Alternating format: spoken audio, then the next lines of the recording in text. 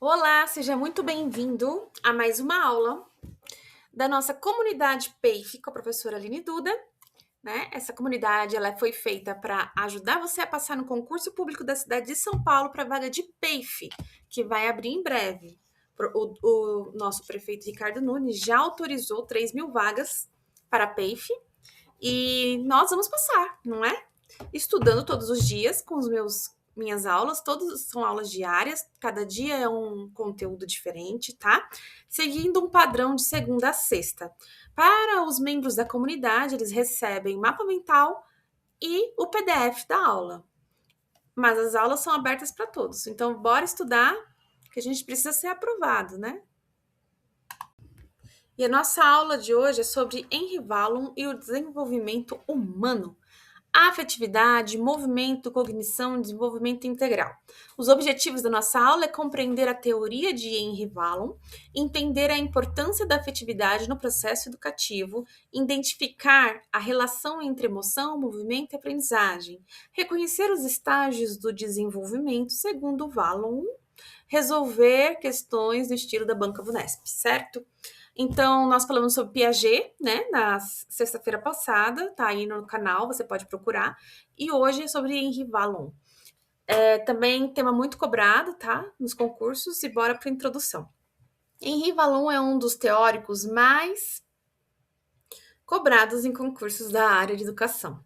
Enquanto Piaget enfatiza a construção do conhecimento e Vygotsky destaca a interação social, Wallum chama a atenção para um aspecto muitas vezes negligenciado, a afetividade. Gente, como eu acredito nisso como ferramenta de aprendizagem. Mas vamos lá, vamos continuar. Para Wallum, a criança se desenvolve por meio da integração entre emoção, movimento, cognição e relações sociais. E para quem estuda neuroplasticidade, neuropsicopedagogia, vai entender que tudo isso aqui é real, né? Questões recorrentes na VUNESP. Qual teórico considera a afetividade elemento central do desenvolvimento? Henry Wallum. Então, a afetividade lembra de quem? Henry Wallum. Então, tem que tentar lembrar disso. Já anota aí no seu caderninho, tá? Afetividade, Henry Wallum, certo? A concepção do desenvolvimento. Wallum defendia que o desenvolvimento humano ocorre de forma integral. A criança não se desenvolve apenas intelectualmente, mas aprende por meio da interação entre corpo, emoções, pensamentos e meio social. Exemplo prático: uma criança insegura em sala de aula pode apresentar dificuldade para participar das atividades pedagógicas. Quando a professora estabelece vínculos positivos e acolhedores, a participação melhora.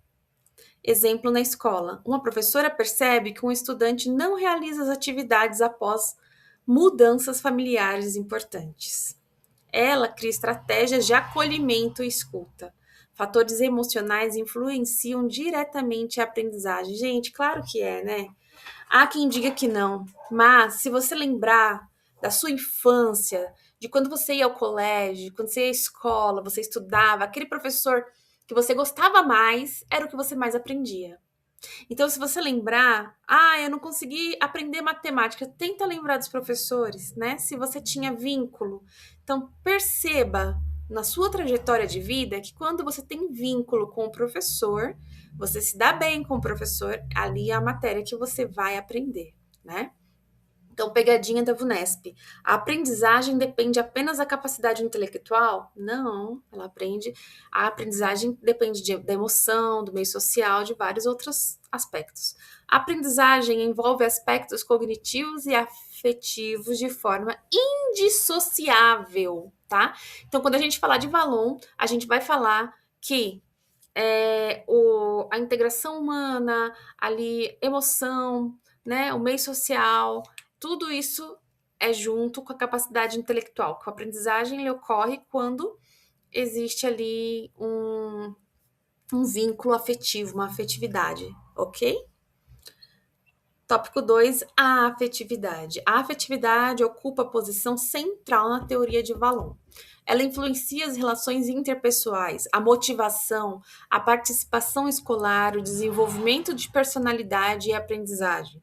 Vallon considera que a emoção tem função organizadora do desenvolvimento infantil. Exemplo prático escolar: uma criança elogiada por seu avanço sente-se mais segura para participar de novas atividades. Da mesma forma, acolher os estudantes diariamente com diálogo fortalece os vínculos afetivos essenciais para o ensino. Pegadinha da VUNESP. A afetividade é apenas demonstração de carinho. Não, né? A afetividade é elemento estruturante e central do desenvolvimento humano. É muito interessante que as escolas estaduais do estado de São Paulo, né? Ela passou a considerar muito agora as questões socioemocionais, né? E é muito cobrado as questões socioemocionais. Então, assim, a gente quando faz uma licenciatura, quando faz o curso de pedagogia, a gente não pode se atrelar apenas ao que se aprende teoricamente, mas pensar que precisa ser afetivo, tá? Precisa ter ali um vínculo com o aluno, precisa, tá? Não é chegar, doutrinar e falar e só trocar, conversar, só falar, só a matéria e ir embora. Não, tá? Então precisa de vínculo afetivo para que a aprendizagem ocorra, de acordo com o Vallon, certo? Outra coisa que eu acho super interessante é o movimento no desenvolvimento infantil. Eu, pessoalmente, fiz o meu TCC da Faculdade de Pedagogia, ele foi sobre esse tema, tá? Como que o movimento, ele facilita a aprendizagem. E aí eu quero compartilhar com vocês algumas experiências que eu tive em sala de aula. Mas primeiro vamos ler aqui. Para Vallon, o movimento não serve apenas para deslocamento.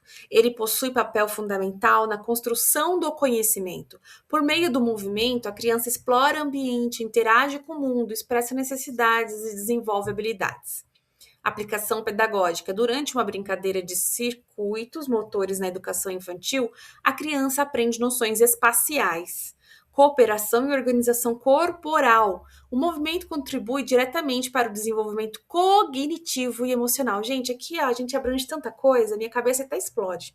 O que decorar? Movimento é igual expressão mais aprendizagem. Então, vamos pensar aqui um pouco, tá? Eu, quando dei aula, eu percebia que tinha crianças, né? Eu tô falando agora do ensino fundamental, tá? Vou falar do ensino fundamental 2. Dei aula, sou pedagoga, dei aula em SEI, né? De 0 a 4 anos. Em EMEI eu não dei aula, 5 anos ali, não dei, mas trabalhei um período como inspetora de alunos. Dei aula do Fundamental 1, Fundamental 2 e Ensino Médio. Então, assim, pensando ali no Fundamental 2 especificamente, né, que eles são bem agitados. Às vezes, você entra numa sala de aula para dar aula e tem uma criança ali que é inquieta. Eu tive um aluno uma ocasião que ele não era desrespeitoso, mas ele era inquieto. E ele queria ficar em pé. E eu precisava explicar meu conteúdo, porque eu também sou professora de ciências biológicas, também tenho segunda licenciatura em ciências biológicas fora a pedagogia. E ali eu percebia aquela necessidade dele de movimento. Então, naquela situação, ele perguntou, professora, eu posso ficar em pé? Eu falei, pode, encosta lá na lousa, lá no fundo, que tinha uma lousa no fundo, outra na frente. Encosta lá, fica só em conversar para mim poder explicar a minha matéria e tá tudo bem. Então, assim, a gente tem que entender, né, as necessidades do nosso aluno e a necessidade do movimento com a aprendizagem, sabe? Tem escolas que eu percebo que usa, por exemplo, tem educação física 2 vezes na semana. A professora de educação física, ela penaliza os alunos que foram maus durante a semana, por algum motivo, penaliza deixando de levá-los à quadra e dando conteúdo dentro de sala de aula. Gente, isso é totalmente inadequado, porque não sou professora de educação física, mas pensando nesta questão da necessidade do movimento para um ser em formação, é muito necessário, né? E esses alunos, muitas vezes em casa, ficam em frente de tela, fica preso, às vezes é um aluno de apartamento, não tem onde brincar, não tem com quem brincar. Então, a interação social que ele tem é na escola. Então, assim, o movimento ele é importante para tudo. E é interessante até os professores de educação física, eles sabem muito disso, porque eles, através de jogos, né, que eles percebem e até falam que a disciplina vem através disso, né? Então, assim, é muito importante casar o movimento com o aprendizado, tá? É, existem várias formas de fazer isso, inclusive na pedagogia a gente faz muito isso, na educação infantil a gente faz muito isso, né? A aprendizagem ela é mais palpável, né? Aquele bloquinho de montar e tantas outras coisas que através do movimento, a dança em si, né, para as criancinhas que estão em desenvolvimento infantil, ela ajuda em diversas coisas. Então, assim, vamos levar isso em consideração, tá, gente? Valon falou aí, e eu vou falar para vocês que ele sabia o que estava falando, né? E lembrar, quem falou que o movimento ajuda no aprendizado? Valon, foi Valon que falou, tá certo? Vamos lá, o que decorar? Movimento igual expressão mais aprendizagem, cognição e socialização. Valon entende que o desenvolvimento intelectual acontece por meio das relações estabelecidas com o ambiente social. A criança aprende convivendo. O desenvolvimento humano ocorre pela integração biológica, psicológica e social. Exemplo na escola. Uma criança amplia seu vocabulário ao interagir constantemente com colegas e professores. Atividades em grupo promovem a aprendizagem e desenvolvimento social simultaneamente. Olha que interessante. Pegadinha da VUNESP. O desenvolvimento ocorre de forma isolada e individual? Não, o desenvolvimento ocorre necessariamente nas relações sociais, tá? É o que eu havia falado aqui, né? Na questão da educação física lá, do aluninho que de repente não tem com quem compartilhar aquele brinquedo. Na escola é o momento que ele está se socializando. Então é o momento que ele vai aprender mais ali, tá bom? E veja só, Valon também falou dos estágios do desenvolvimento, assim como Piaget. Mas vamos ler agora os do Valon, né? O estágio 1, impulso emocional, faixa etária de 0 a 1 ano. Principais características: emoções predominam.